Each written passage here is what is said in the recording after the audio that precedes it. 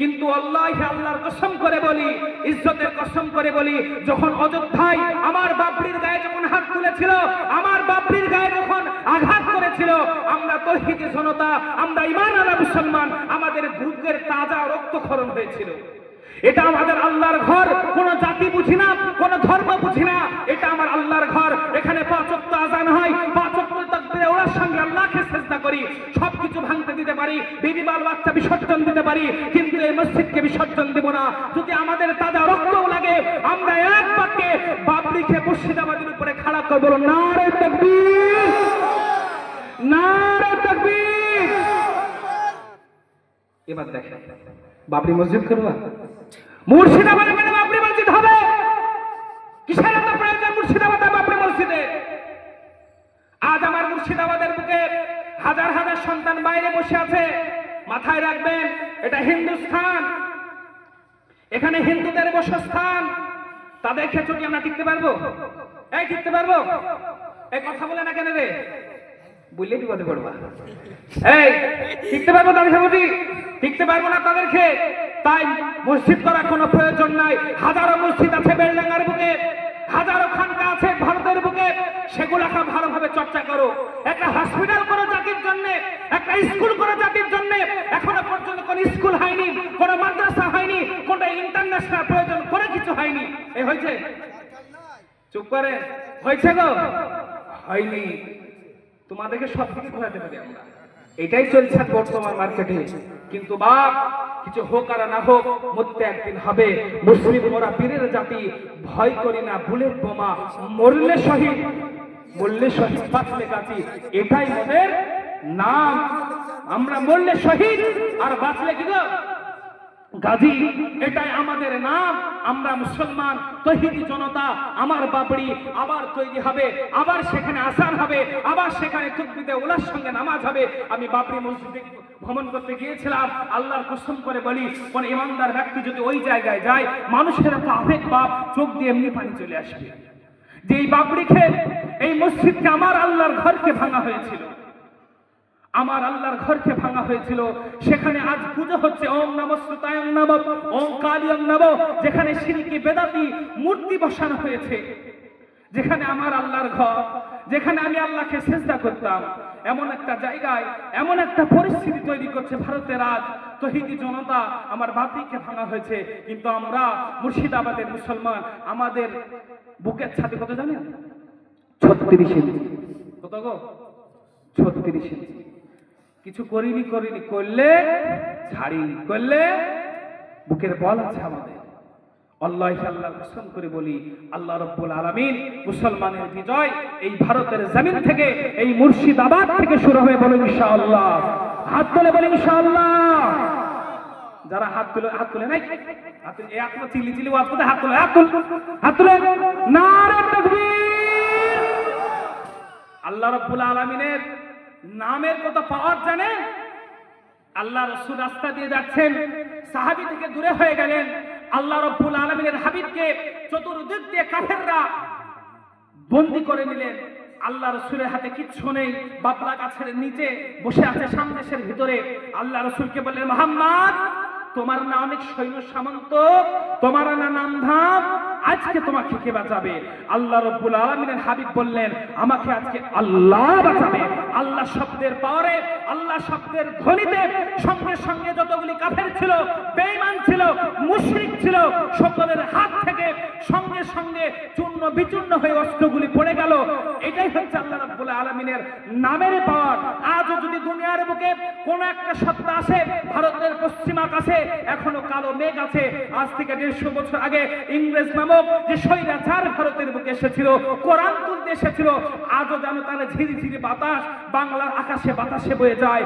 আমরা মুসলমান আল্লাহর নামে ধ্বনি দিয়ে ওই সমস্ত কাফের, বেঈমান, মুরতাদের সমস্ত প্রকার শয়তানি চক্রান্তকে নাস্তে নাবুদ করে দেব। বলুন নারে তাকবীর। আর একবার বলে নারে তাকবীর। আল্লাহু আকবার। দেখেন টাইম দেখেন। এটা হচ্ছে আল্লাহ রাব্বুল আলামিনের নামের পাওয়ার। মুসলমানের হাতে অস্ত্র নাই, উহুদের যুদ্ধে আল্লাহ রাসূলের হাবিব গেলেন, সেই রকম কোন সৈন্য সামন্ত নাই, বাবলা ডাল সেচনি ডাল গেলেন, কিন্তু আল্লাহ রাব্বুল আলামিনের নামের পাওয়ার, আল্লাহ রাব্বুল আলামিনের হাবিবের নামের পাওয়ার এত আকর্ষণীয়, এত উৎকৃষ্ট, এত গুণাম্ভন যে এই নামের পাওয়ারে আল্লাহ রাব্বুল আলামিন মুসলমানদেরকে বিজয় দান করেছে। এটার নাম হচ্ছে আমাদের ঈমান, আমল, আকীদা, সমস্ত কিছু আল্লাহ রাব্বুল আলামিন হেফাজত করুন, সকল বিল আল্লাহুম্মা আমিন। আল্লাহ, আমি যে বক্তব্য রাখছিলাম, আল্লাহ রাসূল জানাবে মুহাম্মদ রাসূলুল্লাহ সাল্লাল্লাহু আলাইহি সাল্লাম, আল্লাহ রাব্বুল আলামিন বললেন ওই সমস্ত ব্যক্তিকে আমি জাহান্নামে নিক্ষেপ করব, আর ওই নিচু প্রকার ব্যক্তিকে আমি আল্লাহ রাব্বুল আলামিন জান্নাতে প্রবেশ করা হব। আল্লাহ রাব্বুল আলামিনের নামের শানের কথাবার্তা এবং এই বর্তমান যে পরিস্থিতি, খুব মারাত্মক পরিস্থিতি, আমি আপনাদের সম্মুখে খেদমতে যে আয়াতে কারিমা, যে আল্লাহ রাব্বুল আলামিনের হাবিবের এই হাদিস শরীফ পাঠ করেছি, লা ইউমিনু আহাদুকুম হাত্তা কুনা হাব্বা ইলাই মিন ওয়ালিদিহি ওয়া ওয়ালাদিহি ওয়ান নাসি আজমাইন, মুত্তাফাকুন আলাই, রাহুল বুখারী, বুখারী শরীফের হাদিস। আল্লাহ রাসূল জানাবে মুহাম্মদ রাসূলুল্লাহকে আল্লাহ রাব্বুল আলামিন জানাচ্ছে, ওগো আমার হাবিব, ওগো আমার নবী, তুমি যদি সত্যিকারের তোমার বান্দা সমূহ আল্লাহকে পেতে চায়, আমি নবীকে পেতে চাই, তার জানের চাইতে, মালের চাইতে এবং তার বিবি বাল বাচ্চার চাইতে আল্লাহ এবং আল্লাহ রসুলকে বেশি ভালোবাসতে হবে। কি কথা বললাম গো? আল্লাহ এবং আল্লাহ রসুলকে বেশি ভালোবাসতে হবে। একটা সত্যি কথা বলেন তো, যে আল্লাহ এবং আল্লাহ রসুলকে যদি আমরা ভালোবাসি, কাউকে আমি ভালোবাসি, তাকে চোখে দেখা লাগবে তো নাকি গো? এই পেছে চোখে দেখা লাগবে তো নাকি? এখানে বুকে হাত রেখি,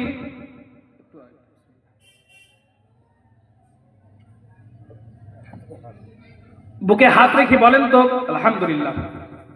বুকে হাত রেখে এমন একজন মুসলমান বলেন যে আমি আল্লাহকে দেখেছি, বলেন এই কথা বলেন। এই এখানে তো মেলা মৌলবী সাহেব আছে নাকি গো? এই তো মৌলানা সাহেব আসলেন, এই বক্তা নাকি? হ্যাঁ, আপনার তো যে আলেম, তো ইজ্জত করতে হবে, আলেমকে আলেমের মতো ইজ্জত দিতে হবে। আমরা এখান থেকে বাপ দূরে, আমি আসানের ছেলে মাওলানা শাফিউর রহমান, আজকে আপনার গ্রামে বক্তব্য দিলাম, কালকে চায়ের দোকানে বলবেন অমুক মৌলবীকে আমার বাড়ি বিলা দিলে আসবো। খুব ভালো বক্তব্য দিয়েছিল, খুব সুন্দর লাগছিল, বিরাট ভালো লাগছিল। বাপ, আমি আজ আছি, কাল চলে যাব, 1 ঘন্টা বাদী থাকবো না, কিন্তু যারা গ্রামের, যারা মসজিদের ইমাম, যারা আপনার সর্বসর্বাগ্রে আপনার পাশে থাকবে, আলেমকে ইজ্জত করুন। মসজিদে ইমাম সাহেবকে রাত্রিবেলায় সন্তান ভয় করেছে, হুজুর আমার সন্তানকে একটু ফু দিয়ে দেন। ইমাম সাহেব ধরে যাবে, হুজুর আমার আব্বাস ইন্তেকাল করেছে। ওই সাফি আসবে না, সাফি আসলে 1000 টাকা নেবে, 2000 টাকা চাইবে, আর আসলেও মাদ্রাসার লেগে আসবো, যে যায় মেলা টাকা আছে পরে চেক কাটবো, ওই ধান্দালি আসবো। কিন্তু ইমাম সাহেব যে আমার মুসল্লি, আমি বাড়িতে আছি, বাড়ির সমস্ত কাজ ফেলে রেখি, মসজিদে আপনাদের কাছে এসে বলবে যে এটা আমার মুসল্লি, এটা আমার পিছে 5 ওয়াক্ত নামাজ না পড়তে পারে, জমা তো পড়েছে, জমা তো না পড়লে ঈদ তো পড়েছে, ইমাম সাহেব আল্লাহু আকবার বলে আপনার জানাজাটা পড়বে, আপনার কন্যার বিবাহ দিবেন। একটা খারাপ পরিস্থিতি হয়ে গেছে, কালকে একটা ঘটনা বলছেন এই মুহূর্তে, এটা সমাজে খারাপ ঘটনা ঘটতে পারে, চলে এসছে বা চলে যাবে, সেই মুহূর্তে আমি সাফিকা পাবেন, এই পাবেন কেউ? কে আছে রে? ইমাম সাহেব আছে। বর্তমান ভারতের আইন খুব মারাত্মক, বা সেই মুহূর্তে আমার ইমাম সাহেব। তাই এলাকার আলেম ওলামা এবং মসজিদে ইমামকে আমরা সকলে ইজ্জত দান, ইজ্জত দেব বলে ইনশাআল্লাহ। ইয়া ইনশাআল্লাহ, জোরে বলেন ইনশাআল্লাহ। যাদের বিবাহ হয়েছে তারা হাত তুলে নাগে, ঘুম এসছে আপনাদের, বিয়ে হয়ে গেছে যাদের, এই যাদের বিয়ে হয়ে গেছে, বিয়ে হয়নি নাকি আপনার? এই বিয়ে হয় না আপনার? এক বিয়ে পড়ে দেবো হুজুর, বিয়ে পড়ে দেবো, মেলা আছে, মা খালা আছে, আজ বিয়ে পড়ে দেবো। আমি একটা তকবীর দিব, যাদের বিয়ে হয়েছে তারা নারে তকবীর বলবেন, নারে তকবীর। অবিবাহিত না, বিবাহিতরা হাত তোলেন না গো, কি করছে রে? যাদের বিয়ে হয়েছে, এই তোর বিয়ে হয়েছে, নারে তকবীর। হাত নামা। এবার যাদের বিয়ে হয়নি তাদের জোর কেমন দেখবে, একটু হাত তুলবে, এই কড়া নারে তাকবীর, আল্লাহু আকবার। এদের থেকে জোরে বুঝা বিহি দিবে না কেউ না হয়, বি হবে তোদের, বি হবে না, জোরে বল নারে তাকবীর। এবার একসাথে বি হওয়া না হওয়া সবাই একসাথে নারে তাকবীর। আল কোরআনের আলো, আল হাদিসের আলো, নপাড়া গ্রামবাসী জিন্দাবাদ। একজন আছেন, সবাই বলেন নপাড়া গ্রামবাসী, বলেন না নপাড়া গ্রামবাসী জালসা কমিটি। আলহামদুলিল্লাহ, সব বুঝবে না করে যাবে। তো কি বক্তব্য রাখছিলাম, কি বক্তব্য রাখছিলাম গো? না না ঠিক আছে, ওয়াজ হবে না, কি বক্তব্য রাখছেন বলতে হবে। আল্লাহকে